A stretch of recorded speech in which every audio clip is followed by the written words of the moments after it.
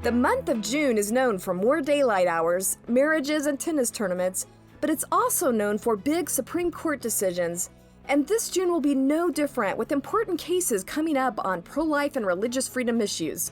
Welcome to Speak Up Virginia, equipping you to speak up on the life, family, and freedom issues that matter most to you. From the Family Foundation, I'm your host, Candy Cushman, and I'm joined today by our president, Victoria Cobb. Well, Victoria, I know summertime for your family involves fun sports for kids, and that comes with some coaching opportunities for parents. I really love that precious picture on Facebook of your husband having a heart-to-heart, what looked like coaching moment with your son during a baseball game. Yes, he is a great coach, and he gets down to their level and does have those. Daniel tends to overreact when he doesn't play well, and it was sort of a literal pick your chin up sort of moment. But he also just has great little things that he does. I was laughing because I kept hearing these kids talk about snow cones and coach buying them snow cones. And it was if they got hit by the ball, and I couldn't understand what this was. And it was because the kids were so backing away from the pitch that he was trying to incentivize them to stay in the batter's box. And if they happen to get hit, he would give them a snow cone, but that was the deal to get them to not step away from the ball. Well, did it work? Apparently, there's a whole slew of them getting snow cones at tomorrow's games. Well, what about being a mom and being a coach? Do you have any opportunities with your daughters to do this? Yeah, I played softball 3 teams a year. I was all into it. Could not wait till my children were playing the game. My oldest daughter quickly was uninterested. And then my next daughter, Emma, comes, and I'm all excited to coach. And honest to goodness, you just need to set your expectations well. Here I think I'm going to transfer some great skill. And when they're young, it's really about, hey, you got to tie your shoe. And yes, you need to bring your glove out to the field when you go. And hey, can you stop picking dandelions out there in the outfield? There's a ball coming at your face. It's a different experience than I envisioned. And unfortunately, neither of my kids, the girls, have stuck with the softball. All right, well, to dive right into today's topic, we really want to highlight some significant cases at the Supreme Court level right now and how those can impact our lives and the nation as a whole. But before we get into that, help us understand how the Supreme Court works and the timing of all this. Yeah, a case at the Supreme Court is almost a year-long process. You petition the court to take the case, then you wait and you hear, oh, they're going to take the case. Then they argue it several months later, and then several months after that, you actually get a decision. And there's sort of a fall session and a spring session, and so it's a long process. Well, today we're going to be talking about cases in several different stages. So we're going to talk about some that the Supreme Court recently picked to hear, although the decision may not be coming out for quite a while. We're also going to talk about some cases that are coming down this June that they're actually going to have a decision on. So we're going to start with a big one having to do with the abortion issue, and a lot of people are talking about this, and it's Dobbs versus Jackson Women's Health. Tell us about that case. Yeah, this is a case out of Mississippi, and it is about a state's right to set abortion policy. And what Mississippi did is they said, we're not going to have abortion after 15 weeks, except for a few exceptions, fetal abnormality, things that would be the unusual cases. But it's not going to be something that we find acceptable on a whole. And unfortunately, that was struck down at a lower court. And so the state is saying to the U.S. Supreme Court, we have got to allow a state to set these parameters because they have an interest in abortion. Obviously, have an interest in the next generation. So the biggest thing is they're going to basically challenge what has been kind of precedent about that a state really only is allowed to deal with abortion in and around the issue of viability, when a child can actually be born and stay alive, you know. So at a certain point, it's hard to keep children alive if they are out of the womb. But this viability standard is really not the only interest of a state. And that's what Mississippi's trying to say. They're trying to say it actually matters that these abortions are more risky. So women's health matters. You know, the later the abortion, the more risky it is to her. They also care that the unborn children at a certain point feel pain. So they're saying we have other interests besides just viability, and the court should allow us to uphold our own state's decision about that. Okay, so if they get into this viability issue, could that weaken or even overturn Roe v. Wade? What could happen with that? Oh, I think it certainly has impact on the overall situation of just this idea that states get to set their own policy, which was what's at issue at Roe. Roe is really about saying we're going to set a standard and the whole nation has to follow it, or saying what we hope will happen is overturning Roe, which says abortion policy goes back to the state. And so it is a real chip, if no longer that idea that it's all about viability. If that gets chipped away, we're going to see, and I think furthermore, what it does is it builds momentum for all these laws that are happening in other states, like the heartbeat law, where they say once a child has a heartbeat, we're not going to have abortion anymore. So it's a big case. And we are seeing that the majority of the public does want some limits on abortion, right? They don't want a free-for-all, killing right up to right even just before birth or even after. Oh yeah, no question. We actually saw a poll that was NPR, so we're not talking these conservative sources, that says 70% say we're done at 12 weeks or whatever it might be, right there around that point. We don't need to have abortion, and this is consistent. We have to remember with what most of the world does. There's only about 7 countries in the world that allow late-term abortion, and they're countries we don't really want to be compared to. North Korea, Vietnam. Wow. This is not exactly like, Europe. It is an extreme practice only allowed in extreme countries. All right, well, this is a big enough deal that it's gotten response from our President Biden's administration and our Virginia leaders. What'd you think about what they were saying? Yeah, I mean, they're basically going to say, we're gonna hold that standard no matter what the court does, and how dare the court even consider this. Mark Herring certainly doubled down on. So our Attorney General. Our Attorney General said, we're going to basically, ensure in Virginia. But honestly, it's important that we get this case, that the court makes a great ruling on this, and that will allow our legislature to have the full weight of their authority to set laws around this issue. Well, how do you think it will impact us here in Virginia if there's a good decision out of this? Because I know unfortunately, liberals in the state have been strengthening abortion here, trying to make it more taxpayer funded. So even if we get a good decision out of this, is that going to help us, us here in Virginia protect life more? Oh, I think it definitely does. Yes, we've had extreme policies of late, but when the Supreme Court comes in and says, yes, it's reasonable to ban abortion after 15 weeks, it just reminds the actual majority of Virginians that believe in that yes, that you've got a court saying, yeah, your view is correct. And the legislature in Virginia has actually been out of step with where the bulk of Virginians are. So I think it does help. Thanks for tuning in if you're just now joining us for Speak Up Virginia, brought to you by the Family Foundation. For more information about us or the topics we're addressing, you can visit familyfoundation.org.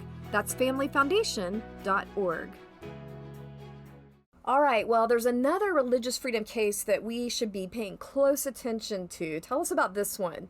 Yeah, now this one's hot. This one is a decision coming down this month. So we are waiting with eager anticipation, but it's a case called Fulton versus the City of Philadelphia, and it's going to have huge impact on religious freedom across the nation. And we actually joined an amicus brief on this because we believe it's so important that we put pressure on the court to do the right thing. That's kind of what that is. And mostly we joined because it's been a big issue here in Virginia. So what it's about is about whether Christian and Catholic adoption agencies have the right to continue to interact with social services and provide places, homes for children, regardless of the fact that they have these deeply held convictions. So they want to place children in homes that they believe are the best fit for the child. And for them, that's a home with a mom and a dad. Yeah, because the church obviously teaches traditional Judeo-Christian teaching that marriage, we should honor marriage between a man and a woman. So obviously, a Catholic agency is not going to want to place kids in arrangements outside of that, whether it's unmarried couples, like they're just living together, or same-sex couples. But here you have the city trying to force them to violate their deeply held religious beliefs. Yeah, it's ironic that the city claims that this is all about fighting discrimination, and yet they're the ones that are going to be discriminating against particularly Catholic families who just want to help kids. Yeah, and that's exactly what's so maddening about this case. My understanding is that right after the city issued an urgent call for more foster care parents, then they turned around and cut ties with this Catholic foster care agency, which was working with at least 100 foster care families.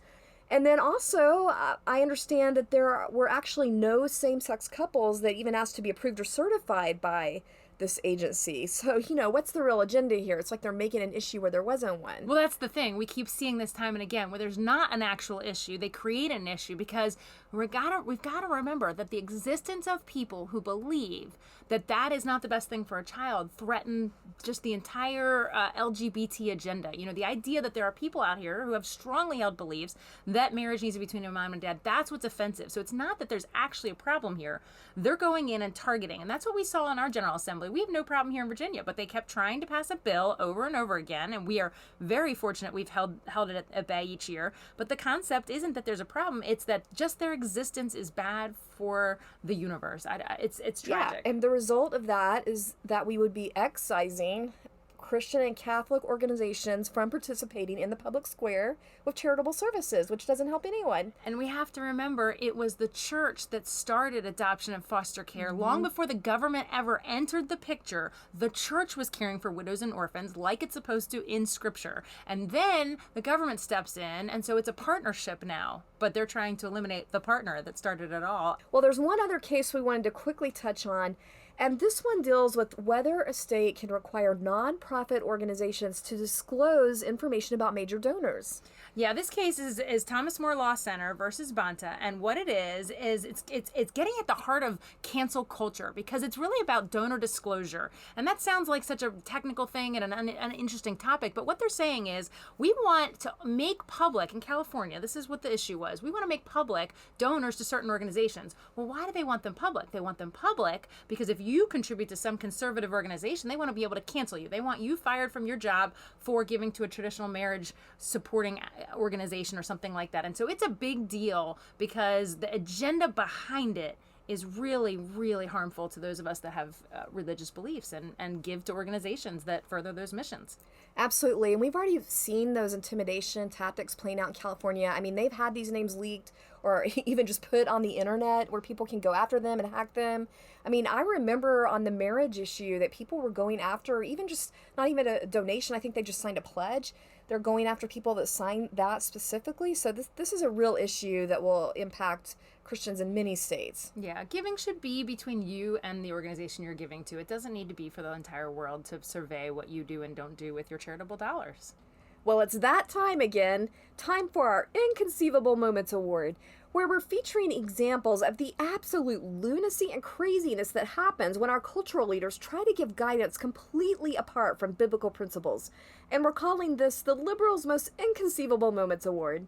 Inconceivable! Well, since we talked about a case dealing with important life issues today, I just have to bring up this whole discussion with Richard Dawkins, the famous atheist, because his outrageous statements really expose where we end up as a society when we start measuring people's worth based solely on their productivity, their external output, as opposed to their God-given inherent value.